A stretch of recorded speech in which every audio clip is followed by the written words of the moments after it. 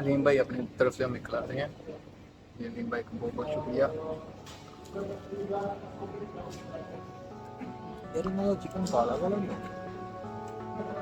मुझे नहीं लग रहा ये ना काला ये वो ब्लैक ओली भी हाँ हमें पता ही नहीं था ब्लैक ओली पहले काला काला काला चिकन।